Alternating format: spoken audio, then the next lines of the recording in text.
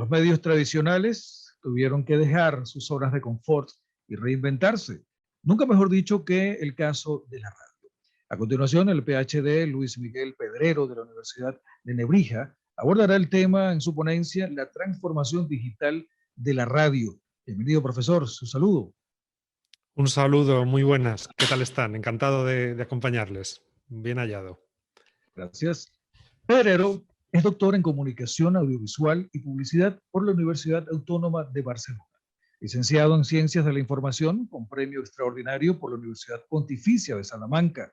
Fue redactor de informativos en la cadena SER, Madrid y Zamora. Guionista de programas musicales en 40 Principales, M80 y Dial. Colaborador en COPE Salamanca y Onda Cero Salamanca. Consultor de radio Blanca, Kiss FM y perito en Santiago Meridiano Abogados. Investigador principal del grupo Nebrija Ignomedia en la Facultad de Comunicación y Artes de la Universidad Nebrija, con foco en la convergencia mediática y la transformación digital del ecosistema comunicativo. También forma parte del grupo Innovation on Digital Media de la Universidad Carlos III de Madrid. Además, es autor y coautor de diferentes libros para la industria de la radiodifusión. Miembro honorífico de la Asociación Española de Radio Online, AERO, socio de la AEIC y miembro de la Junta Directiva de la Sociedad Española de Periodistas, SEP, jurado de los premios Ondas 2019, Grupo Prisa. Un placer compartir los micrófonos de la UMA con usted. Adelante con su presentación. Muchísimas gracias. Pues si les parece voy a compartir la presentación que me gustaría que sirviese de apoyo para explicar esta intervención. Confírmenme si es posible que la están viendo para que, bueno, pues para que podamos Sí, enseguida... ya se puede ver, ya se Ya puede se ver. puede ver, fenomenal.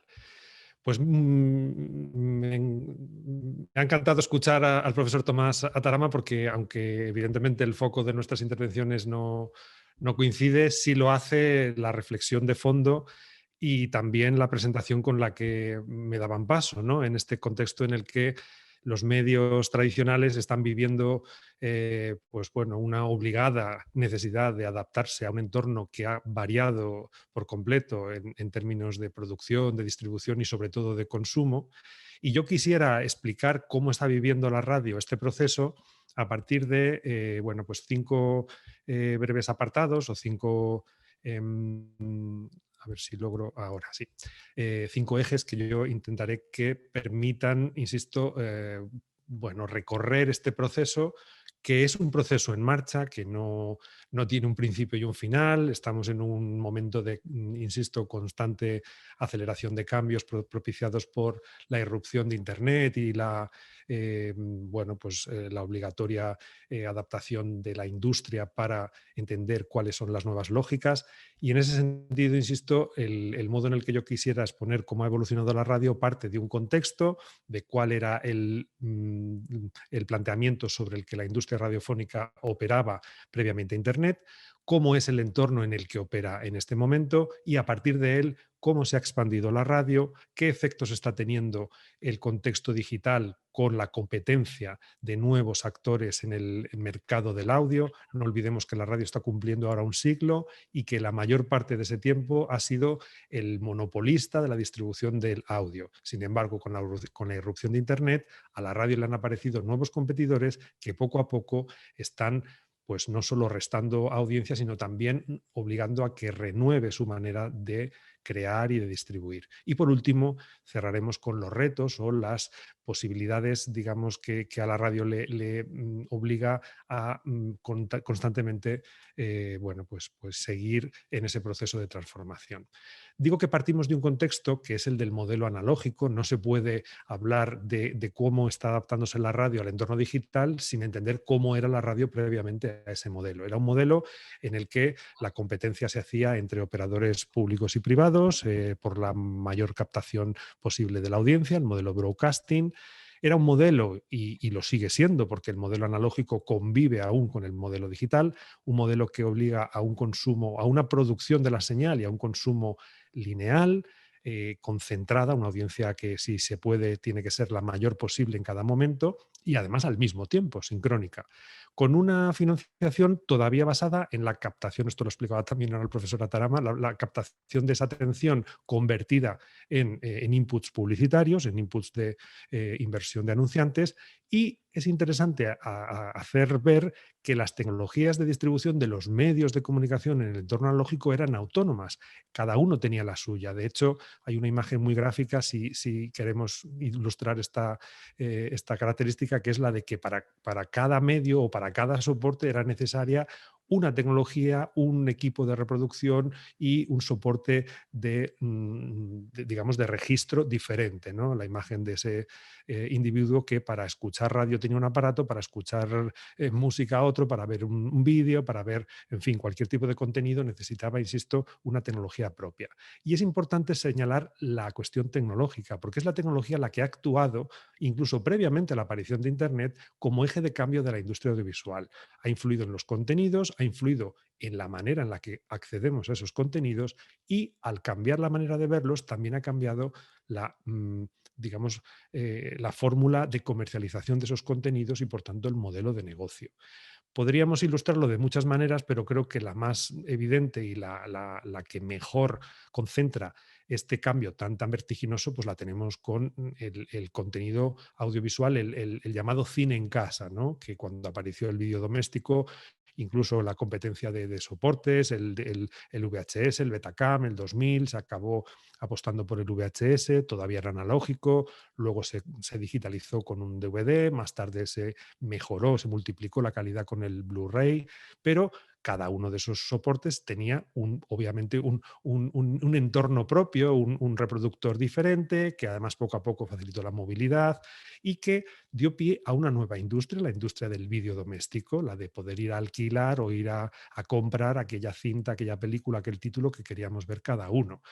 Bueno, la aparición de la digitalización de las películas, digamos que introdujo un factor diferencial que fue el de la piratería, el de por qué no o por qué pasar por una, digamos, fórmula de compra de alquiler cuando se podía llegar a ese contenido por la vía de, pues en fin, el poder multiplicar las copias digitales de una fuente original.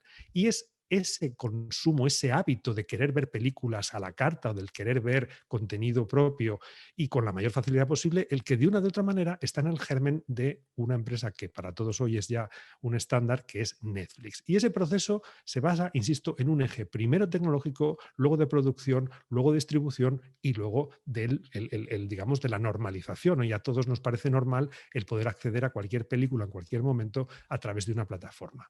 Vamos a llevarnos esta lógica a la radio y vamos a preguntarnos si este medio de comunicación tradicional que está en proceso de cambio, si también ha vivido una, digamos, una transformación o un contexto de cambio parecido. Desde el punto, y la respuesta, en principio ya les adelanto, es que ha ido mucho más despacio. Desde el punto de vista de la estructura y la tecnología, allí donde la televisión ha pasado a operar a través de distribución digital, a través de satélite, a través de la conversión de las frecuencias en frecuencias digitales, con el cambio correspondiente de equipos y en fin, la adaptación de las antenas, todo ese proceso que ha renovado el parque en toda la industria. La radio todavía no está, no ha querido o no ha sabido o no ha podido introducirse en ese cambio. Se sigue distribuyendo radio a través de onda media, a través de frecuencia modulada, la digitalización de la señal, que es el DAB, el Digital Audio Broadcasting, solo existe en algunos países, aquí en Europa apenas en Reino Unido, en Noruega, en Suiza, pero no es una constante en el consumo de radio. Desde el punto de vista de la innovación en los contenidos, todavía la radio se aferra desde el planteamiento tradicional a un modelo basado en la palabra, en la actualidad. Ha perdido la expresividad sonora con la que nació antes de que hubiese televisión. Desde el punto de vista del consumo y la medición de audiencia, la radio está perdiendo cantidad de oyentes, pero sobre todo está aumentando la media de edad de sus oyentes. Hay una pregunta que es ¿qué ocurrirá cuando las actuales generaciones de oyentes de radio tradicional, pues en fin, desaparezcan? Cuando los jóvenes, los adolescentes lleguen a una edad adulta, qué actitud mantendrán hacia la radio si ahora mismo no está presente en su dieta de consumo. Y por último, la financiación. Insisto en que como medio tradicional, distribuido a través de ondas terrestres y con pocas opciones de financiación alternativas a los anuncios, la radio sigue dependiendo de concentrar audiencia y de canjearla por publicidad. Y bueno, pues un ejemplo lo tenemos en la empresa o la organización que mide la audiencia de radio en España, que es la la Asociación de Investigación en Medios de Comunicación, AIMC, ese es su acrónimo, y el instrumento que aplica es el Estudio General de Medios, con el que pregunta a una muestra no constante de usuarios cuál es el recuerdo que tienen de lo que consumieron el día de ayer. Esa técnica de investigación, de reconocimiento del consumo, es claramente impropia de un modelo que está acostumbrado pues, a consumir ya desde dispositivos y desde tecnologías y soportes que permitan reconocer el consumo de manera inmediata sin necesidad de encuestas. La evidencia, en todo caso, la tenemos aquí, que es el cómo en los últimos 21 años las curvas de audiencia de los medios tradicionales, suplementos, diarios, revistas, radio o televisión, está descendiendo, y la única que, como ven ustedes en el gráfico, ha crecido de manera, además, exponencial es Internet.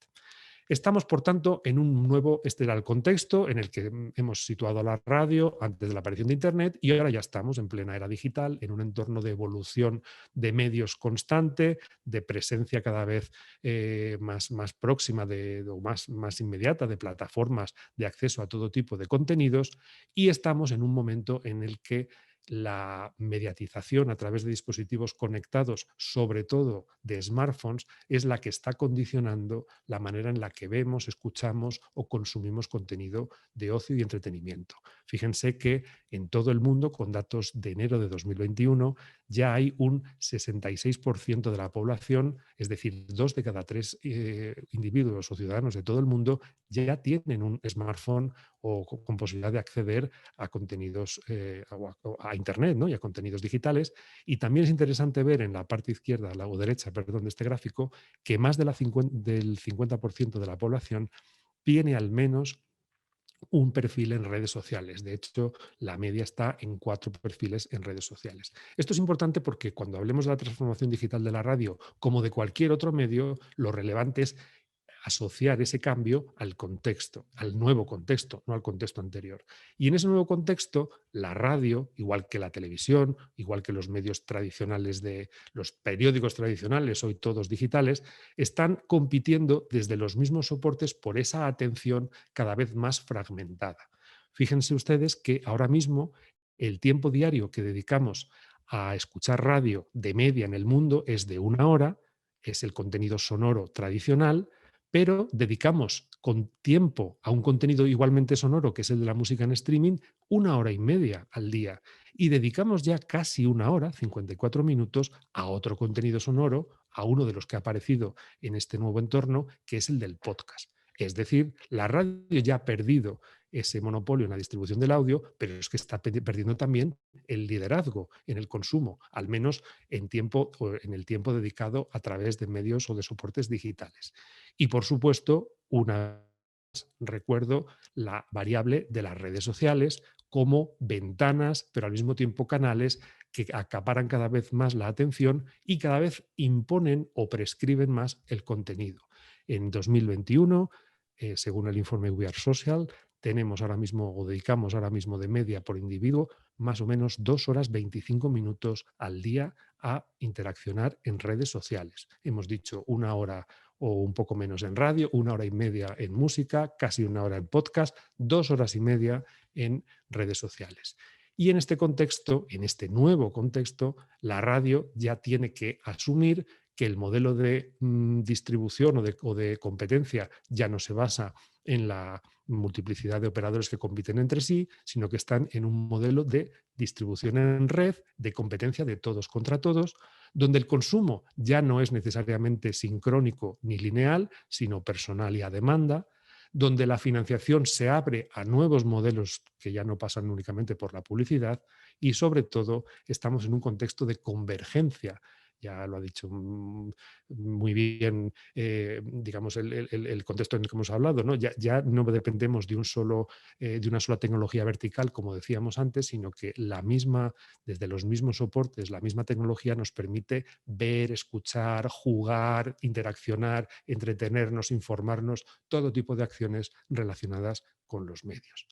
Tercero de los 5 puntos de esta exposición: por efecto de este nuevo entorno, el audio se ha expandido.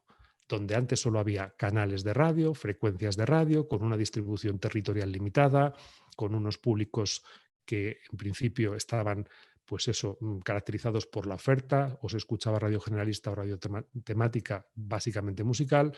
Ahora, en este nuevo escenario, hay posibilidad de escuchar todo tipo de contenidos a través de muchos canales y de muchos soportes para todo tipo de públicos. Fíjense que hay radios para niños, que hay radios digamos, aficionados a un repertorio de temas inabarcable.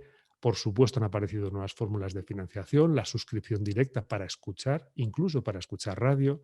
Eso lo que permite es una mayor flexibilidad, en el sentido de que el oyente ahora impone su gusto, y por tanto el medio tiene que darle más facilidades para que encuentre lo que quiere.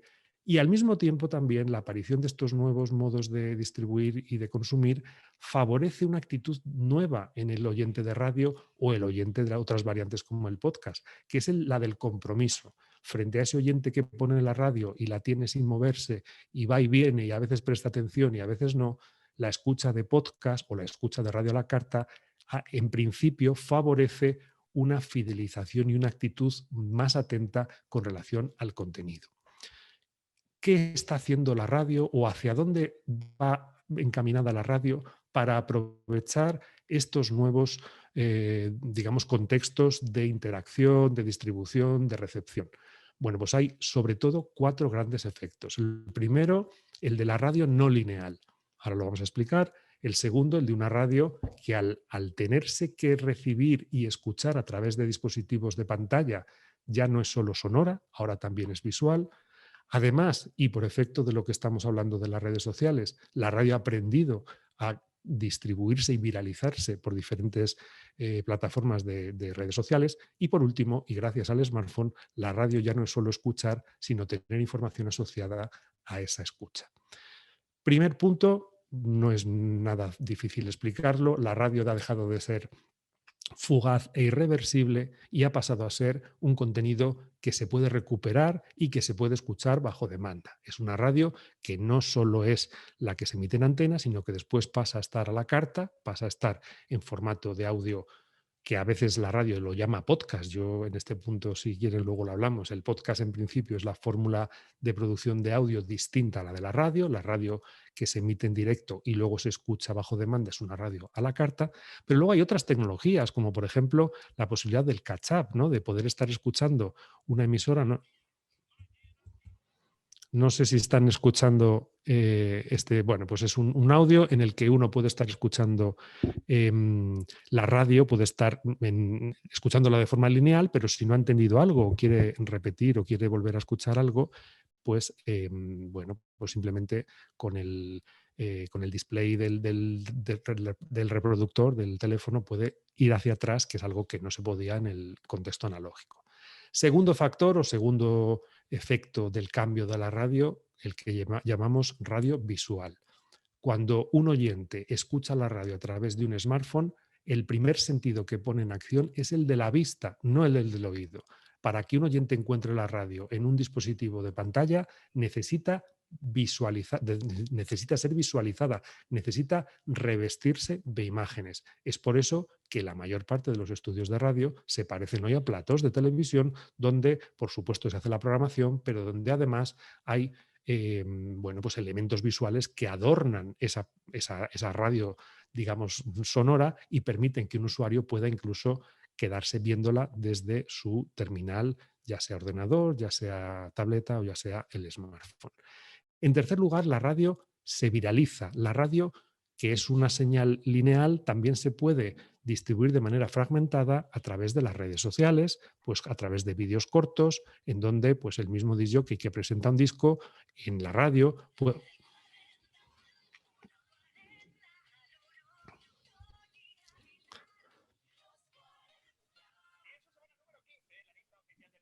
ese disc jockey puede hacer una presentación de un vídeo en Instagram, o a través de Twitter puede la radio emitir una sección de un programa, o a través de Facebook puede hacer un live, o puede permitir que los oyentes interactúen con los presentadores o con los invitados. Es una radio que, sin dejar de mantener su señal lineal tradicional, se abre a estos nuevos entornos de interacción que facilitan que el oyente se implique aún más en esa experiencia de escucha o de visionado o de participación. Y por último, el último de los efectos que tiene o que ha tenido este nuevo contexto es el de la radio que podemos denominar guiada. Las aplicaciones de radio que se descargan en el smartphone y nos permiten escuchar incorporan además información específica sobre el programa que está en antena, los locutores que lo presentan, el programa que vendrá después, el programa que se emitió antes, en fin, información asociada a la actualidad. Incluso las aplicaciones, digamos que incorporan las llamadas notificaciones o alertas push que avisan al oyente que incluso no esté escuchando la radio en ese momento de que hay una noticia que, bueno, hace recomendable sintonizar la radio o, pues en fin, acaba de tener lugar una entrevista y una declaración y se puede escuchar a la carta. Bueno, pues este conjunto de efectos lo que han dado como resultado es que hoy día la radio, en este proceso de transformación digital, permite un acceso y un consumo cada vez más personalizado. Le ha dado otra dimensión al lenguaje radiofónico. ¿Quién le iba a decir a los oyentes de hace 20 años que a la palabra, a la música, a los efectos y a los silencios le íbamos a sumar las imágenes? Parece, digamos, incompatible este cambio, pero no lo es. La radio puede tener imagen y esa imagen puede darle valor al sonido. Se están multiplicando los canales y las fórmulas de interacción con el emisor y con el contenido. Se está reforzando la inmediatez y la cercanía, porque incluso se pueden, digamos, la radio puede adaptarse a las necesidades puntuales que en un momento dado tiene el oyente. Incluso el oyente puede entrar a través de digamos, interacción con redes sociales o con un mensaje grabado en WhatsApp o con, en fin, todas estas fórmulas de acceso inmediato a la programación. Se generan formatos de microperiodismo, estas alertas que estamos mencionando que tienen las aplicaciones. Y por último, además, se posibilita una emisión alternativa. Una misma aplicación puede dar dos señales simultáneas de una radio, cosa que no se puede por una frecuencia herciana. Todo esto lo que está conduciendo es a que, por ejemplo, y para poner, digamos, muestras en todo el mundo, en Chile, el grupo 13 Radios ahora se ha rebautizado como RDF Media y ya no pone radio, ya es audio, contenidos, digital y agrupa, entre otras, a productoras de podcast como Emisor Podcasting. Y otro nuevo efecto que yo creo que no es necesario, digamos, enfatizar mucho porque está con cada vez mayor peso, que es la aparición y la irrupción del podcasting. No solo el podcast como fenómeno de comunicación amateur entre comunidades, sino también a partir de la apuesta de grandes plataformas, de Apple, de Spotify, de Amazon, de Google, de Sirius o las nuevas aplicaciones de audio social como Clubhouse o como Twitter Spaces. Estamos, por tanto, en un entorno que ya no ocupa la radio como único operador dominante, sino donde el mercado abre sus operaciones de inversión, de distribución y de consumo a el podcast y a un negocio que cada vez mueve más dinero, que cada vez tiene un crecimiento en número de seguidores y en número de productos mayor, que además es, digamos, global. Hay más de 100 millones, perdón, hay más de 100, o sea, hay podcasts que se graban en más de 100 idiomas, entre ellos el español es uno de los más relevantes, y el crecimiento por países también empieza a ser relevante. En América Latina, sobre todo, Colombia, Argentina, Brasil están experimentando grandes crecimientos. Y simplemente digamos, cerrar el círculo o el doble círculo, resulta que el podcast lo que está aprovechando como formato es los atributos que siempre ha tenido la radio: intimidad, segmentación, credibilidad, portabilidad, omnicanalidad.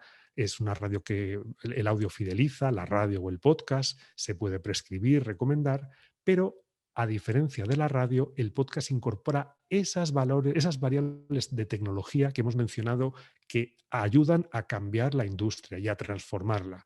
es la experiencia de usabilidad de las aplicaciones, la personalización a través del recorrido o digamos, el rastreo, el rastro, perdón, que un usuario deja cuando la plataforma le puede recomendar en función de lo que escucha, nuevos modelos de negocio, consumo con auriculares cada vez, digamos, con más normalidad, ¿no? El ver auriculares, incluso auriculares inalámbricos. Y aquí estamos con nuevos modelos de negocio que en la radio o en el audio empiezan a replicar lo que sucede en el vídeo con YouTube como plataforma gratuita de muchos contenidos y de muchos agentes, o el modelo Netflix con plataformas de podcast a los cuales ya solo se podrá acceder mediante pago.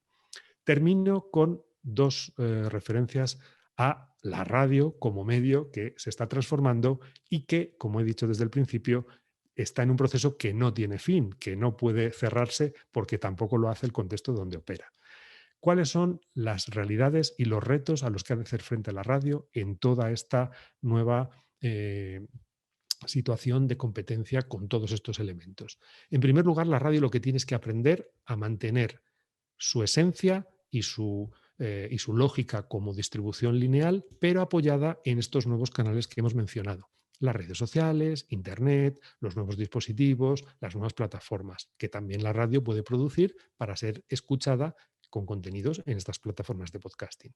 En segundo lugar, hay un nuevo lenguaje. Estamos hablando de que ya no son solo palabras, músicas, efectos y silencios, sino que también tenemos ahora las animaciones o los vídeos o las imágenes del contenido sonoro.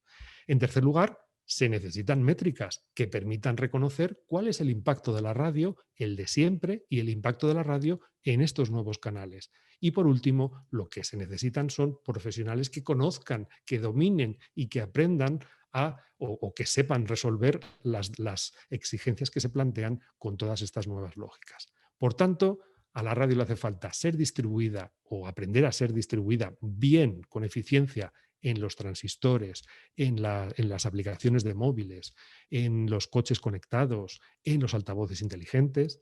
Tiene que aprender a buscar lógicas de recomendación y descubrimiento, igual que sucede con las plataformas de vídeo. ¿Cómo escuchamos un programa si ya no tenemos el hábito de poner la radio de fondo y saber a qué hora empieza y a qué hora termina?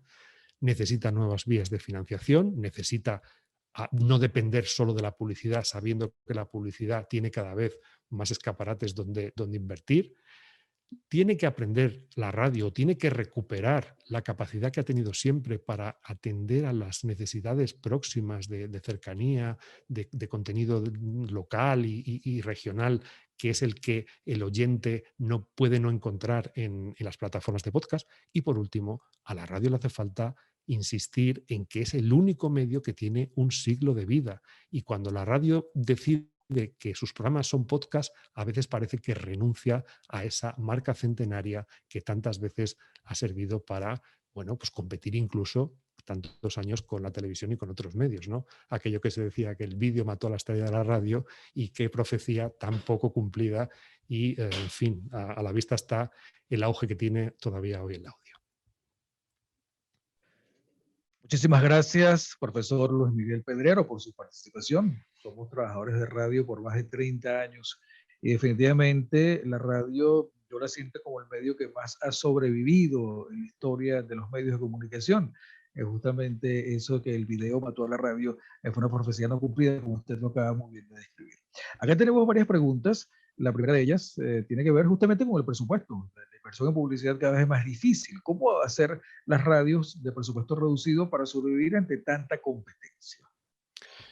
Bueno, un poco se mencionaba ahora al final, ¿no? Lo que la radio no tiene por qué es pensar que su actividad no, o su contenido y sus lógicas no siguen siendo importantes pese a la irrupción de tantas fórmulas aparentemente más deslumbrantes, ¿no?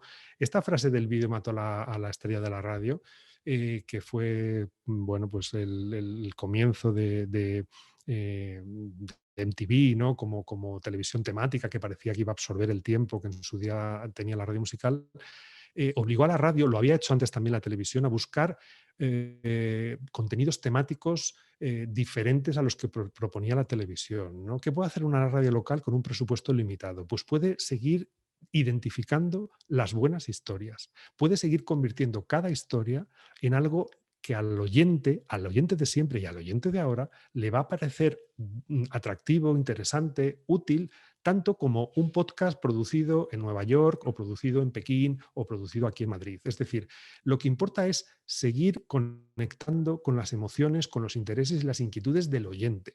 Y muchas veces las historias que conectan con el oyente están mucho más identificables y son mucho más humanas o mucho más atractivas cuando tienen lugar en contextos pequeños o en contextos próximos, ¿no? Y yo creo que en ese sentido la radio como industria, la radio pensada como a veces emisión desde la capital para todo el país, como si todos los problemas importantes solo estuvieran en las grandes capitales, no se da cuenta de que la vida no empieza ni termina ahí, ¿no? Entonces, creo que evidentemente es un esfuerzo el de seguir manteniendo esa actividad y luego pues, es decir, sin renunciar a esa manera de actuar, luego aprender, pues eso, a contarla en la radio y a contar algún audio o distribuirlo en un perfil en redes sociales, a ayudar a que el oyente encuentre ese audio en la web de la propia radio, en fin, poco a poco con lo que se pueda, ¿no? No es tanto una cuestión de costes como de convicción en el producto que la radio tiene y que nadie más que ella tiene. Muy bien, acá hay comentarios, profesor. La participante Miriam Díaz dice, para este expositor, excelente su participación, contenido y presentación. Muchas Hay gracias. otro comentario. Buenas tardes. En este contexto de pluralidad de medios que han sido o son canibalizados por adaptarlos a la comunicación digital a través de redes sociales, ¿cuál es el futuro inmediato de los medios tradicionales? Pues el futuro pasa por este título que parece tan pomposo, pero que no deja de ser obligado, ¿no? El de transformarse, el de entender muy bien cuál es el nuevo contexto.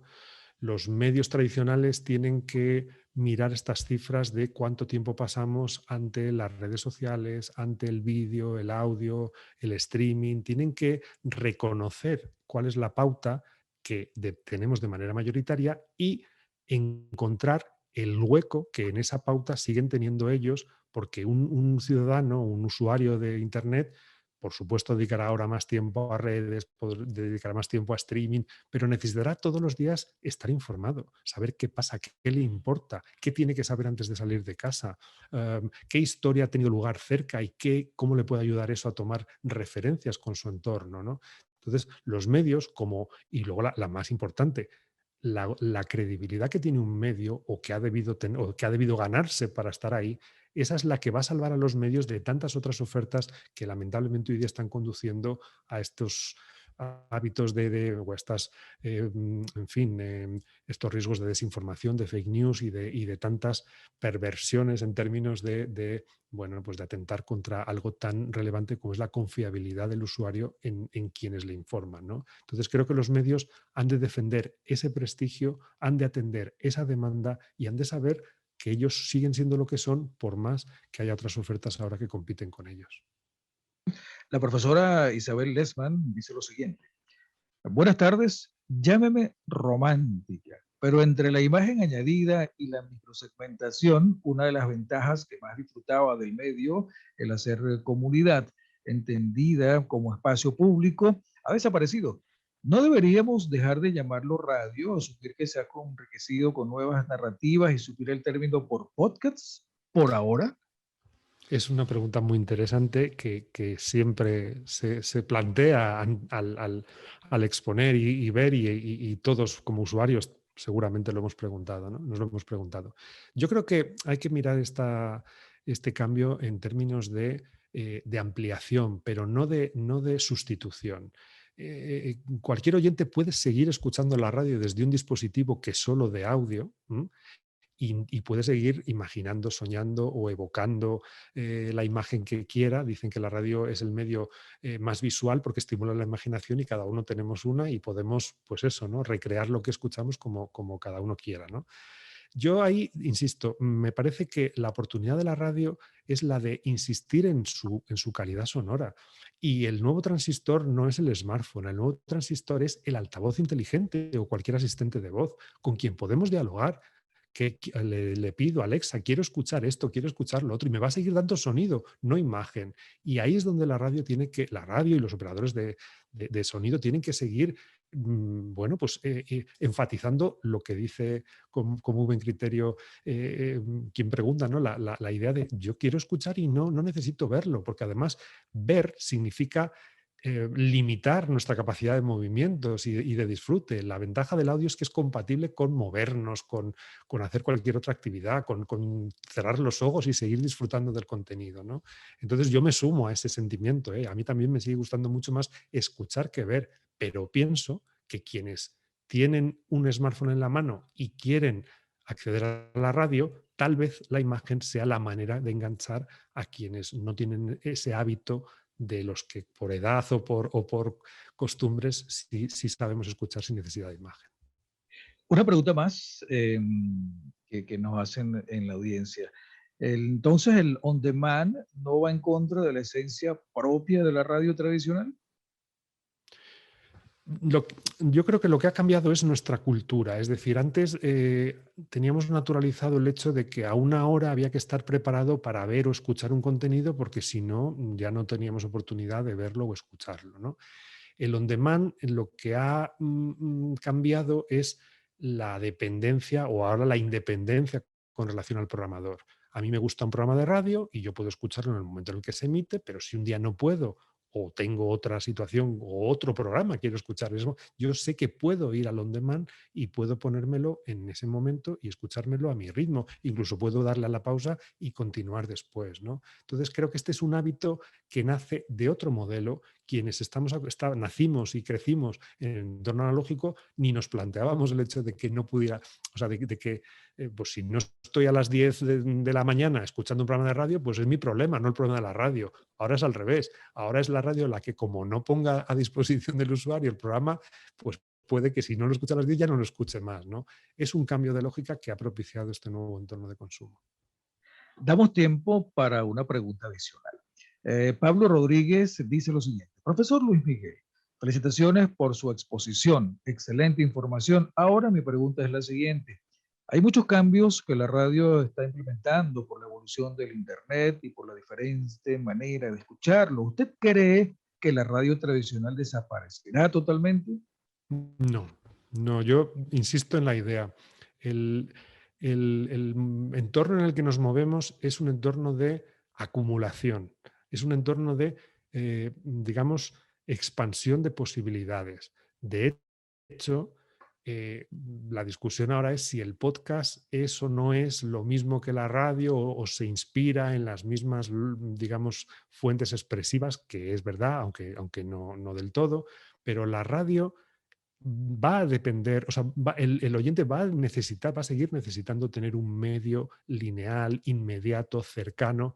Tendrá que cambiar la manera de producir, tendrá que renovar la manera de distribuir, tendrá que aprender a económicamente no estar solo en manos de la publicidad y a lo mejor crear un contenido tan útil, tan provechoso y tan efectivo que el oyente decida, pues yo pago una cantidad periódica, ya estableceremos el sistema y la radio puede seguir por ahí. Yo creo que es una cuestión, ni los periódicos van a desaparecer del todo, ni la televisión va a desaparecer del todo, ni la radio. Lo que tendrán son todos que aprender y renovarse. Y esto que hemos mencionado, hay radios que ahora se denominan media, ¿no? O grupos o productores de contenidos que ahora lo que van es a añadir funciones. La radio puede seguir con una programación, pero también puede producir contenidos para Spotify o para Apple Podcast o para Amazon, porque también es una productora de contenidos, ¿no? Entonces es una cuestión de,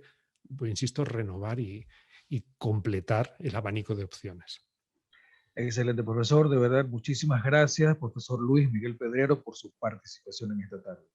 Yo les agradezco a ustedes, agradezco especialmente a la profesora Bárbara Castillo, que tuvo la gentileza de invitarme y de, en fin, de propiciar esta. He dejado mi cuenta en Twitter. Cualquier cosa que alguien quiera comentar conmigo, encantado. Muchísimas gracias y enhorabuena por la iniciativa. Feliz tarde.